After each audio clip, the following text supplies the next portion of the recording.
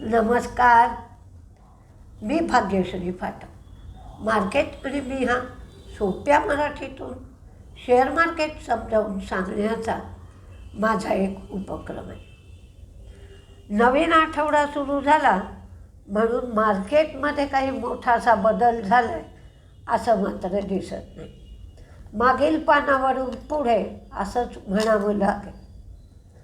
इराणवर America आर्थिक प्रतिबंध घालणार आहे आणि ते मोठ्या प्रमाणावर घातले जाते. पण इराणवर आत्तासुद्धा पुष्कळ आर्थिक प्रतिबंध आहेत किंवा बंधनं आहेत. हे काही इराणला नवीन नाही आहे. सर्वात जास्त प्रतिबंध इराणवरच आहेत. तर आणखीन घालून काय घालणार म्हणून इराण एवढं घाबरलेलं दिसत नाही आहे. पण अमेरिकेची ही घोषणा आहे. बॉन्ड यील्डमध्ये काही बदल नाही आहे. 4.71च आहे. डॉलर इंडेक्स 99च्या खाली आहे, कमी होतो आहे. त्यामुळे मेटलमध्ये तेजी राहील. सोनं चांदी दोन्हीही गोष्टींमध्ये तेजी राहील. डॉलर इंडेक्स 98-80 या लेवलवर आहे. क्रूड मात्र 92.80 ते 93. फारशी क्रूडची लेव्हल बदललेली नाही. फॉरेन इन्व्हेस्टर्सची विक्री आहे 543 कोटीची, तर डोमेस्टिक इन्व्हेस्टर्सची खरेदी आहे 2124 कोटीची. आता सगळ्यांचं लक्ष जॅक्सन होलच्या मीटिंगकडे आहे आणि ब्लॉक डील व्हायची आहे. शुक्रवारी अमेरिकन मार्केट मात्र तेजीत होतं. आज लेन्सकार्टचं ब्लॉक डील व्हायचं आहे. 635 रुपये या भावाने व्हायचं आहे. $300 मिलियन या ब्लॉक डीलमधून गोळा होतील. 4.50 कोटी शेअर्स विकले जातील किंवा 2.6% स्टेक. तसंच मिशोमध्ये सुद्धा ब्लॉक डील व्हायचं आहे. 957 कोटी शेअर्स विकले जातील आणि फ्लोअर प्राईस आहे 197. सरकार मोबाईल मॅन्युफॅक्चरिंगसाठी PLI स्कीम 2.0 ही आणत आहे. या PLI स्कीमच्या संदर्भात 62,500 कोटी रुपये सरकार खर्च करणार आहे. 5% इन्सेंटिव्ह दिला जाणार आहे. तर यामुळे ज्या कंपन्या मोबाईल मॅन्युफॅक्चरिंगच्या क्षेत्रात आहेत त्यांना याचा फायदा मिळणार आहे. Syrma, Dixon, Cyient DLM, Avalon, Kaynes, Optimus Infra या सगळ्या कंपन्यांना याचा फायदा मिळू शकतो.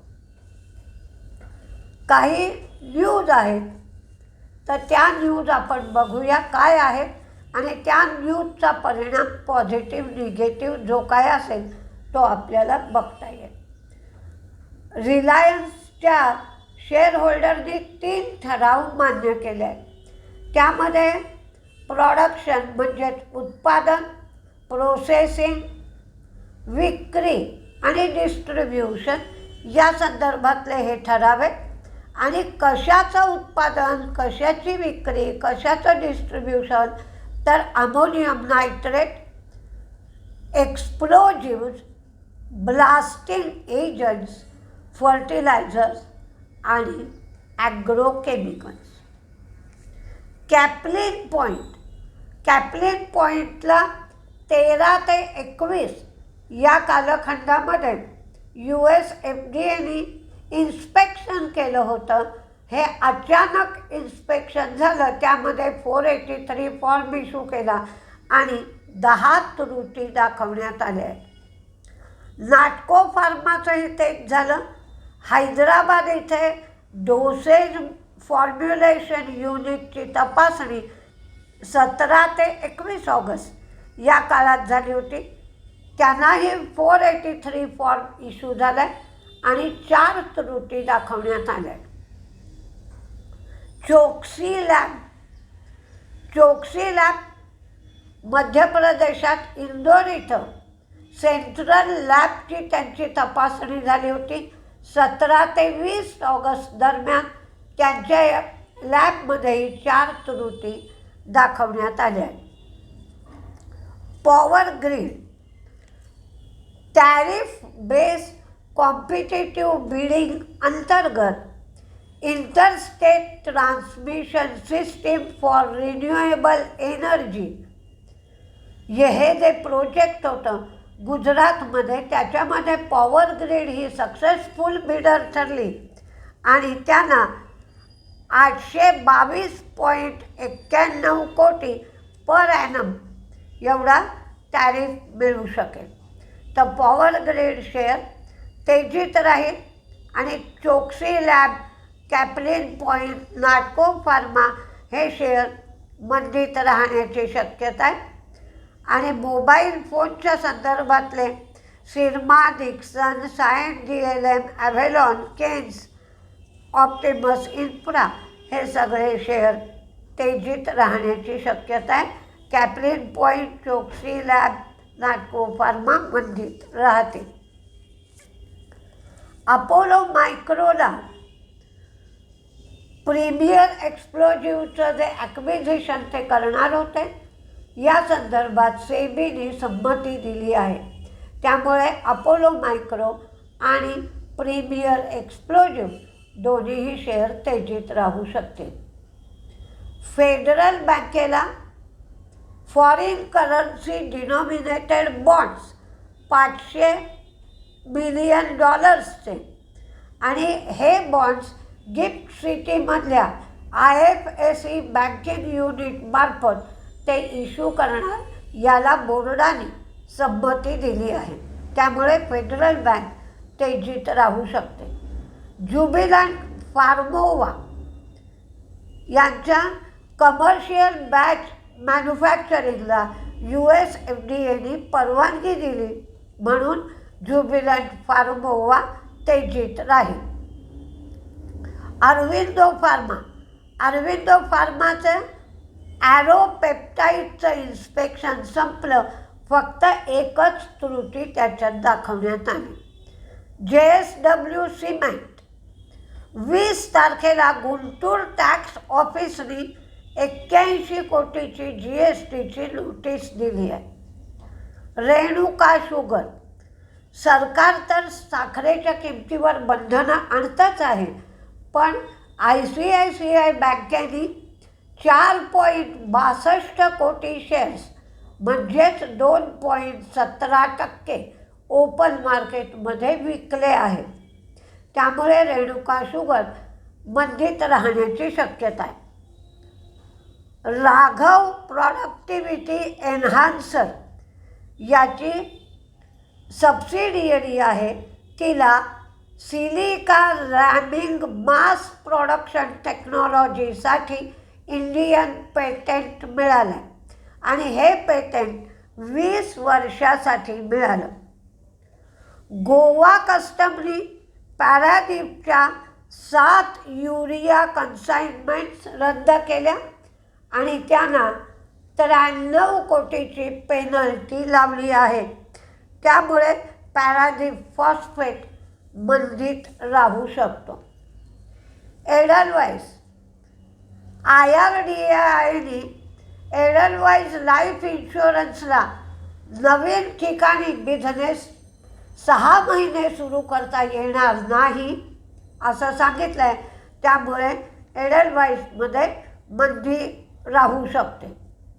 ICICI प्रू यांना 365 कोटी रुपयाची टॅक्स नोटीस दिली होती. त्याच्या विरोधात त्यांनी अपील केलं होतं. अपीलमध्ये सुद्धा ही टॅक्सची नोटीस कायम ठेवण्यात आली तर ते वरच्या कोर्टात या नोटीसच्या संबंधात अपील करतील. कुठले शेअर तेजीत राहतील, कुठले शेअर मंदीत राहतील, तर TVS मोटरकडे लक्ष द्यायला पाहिजे आणि कारण NCR रिजनमध्ये दिल्लीला काही बंधनं घालण्यात आली आहेत. त्यामुळे TVS मोटर इन्फो एजच्या प्रमोटरनी शेअर विकले आहेत. त्यामुळे TVS मोटर इन्फो एज दोन्हीही शेअर मंदीत राहण्याची शक्यता आहे. पण पुढे जे मी शेअर्स सांगते आहे त्या शेअर्सकडे तेजीच्या दृष्टिकोनातून लक्ष द्या. आज मेटलमध्ये तेजी राहण्याची शक्यता आहे, कारण डॉलर इंडेक्स कमी होतोय. सोनं चांदी दोन्हीही तेजीतच राहील. केफिन, नाल्को, नारायणा हृदयालय, ज्युबिलंट फार्मोवा, ओलेक्ट्रा, डिक्सन, अपोलो टायरच्या बाबतीत मात्र एक गोष्ट लक्षात घेतली पाहिजे की क्रूड जसं वाढत असतं तसं टायरचे शेअर सगळे पडतात. पण अपोलो टायरला 590चं UBSनी टार्गेट दिलं आहे, म्हणून मी अपोलो टायरचा शेअर तेजीत ठेवला आहे. पण तुम्ही वॉचलिस्टला ठेवा, कारण जर क्रूडचा भाव उतरला तर हे 590चं दिलेलं टार्गेट आणि क्रूडचा भाव उतरणं या दोन्हीमुळेही शेअर तेजीत राहील. पण क्रूडचा भाव वाढत राहिला तर मात्र तेजी टिकणार नाही. Bank of Baroda, RBL bank, federal bank आणि मोबाईल मॅन्युफॅक्चरिंगच्या संबंधात जी PLI स्कीम आली आहे तर त्या संदर्भातले असणारे शेअर मी ती न्यूज सांगताना सांगितले. तर ते सगळे शेअर तेजीत राहण्याची शक्यता आहे. एकंदरीत मार्केट सुरुवातीला तरी तेजीत उघडेल. साधारण 200 पॉईंट सेन्सेक्स तेजीत आणि 55 ते 60 पॉईंट निफ्टी तेजीत राहू शकेल. नंतर मात्र न्यूजचा एकंदरीत वातावरणाचा काय परिणाम होईल ते पाहून ॲडजस्ट व्हावं लागेल. पण अजूनही मधलं वातावरण डामाडौलच आहे. हे 2026 डिसेंबरपर्यंत असंच चालू राहणार की काय अशी शंका मात्र येऊ लागली आहे. जवळ सणवार आले आहेत, पण त्याचासुद्धा FMCGवर फारसा परिणाम दिसून येत नाही. तर बघूया काय काय होतं आहे ते. शेवटी मार्केट सुप्रीम आहे, म्हणजे राजा बोले प्रजा हले तशी कथा आहे. तर मार्केटला राजा समजलं तर राजा कशी मूव्ह करेल त्याचप्रमाणे आपल्याला ट्रेडिंग इन्व्हेस्टमेंट दोन्हीही गोष्टी कराव्या लागतात. तर त्याप्रमाणे आपण आपल्या राजाला फॉलो करूया. बघूया कसं होतं आहे ते. नमस्ते.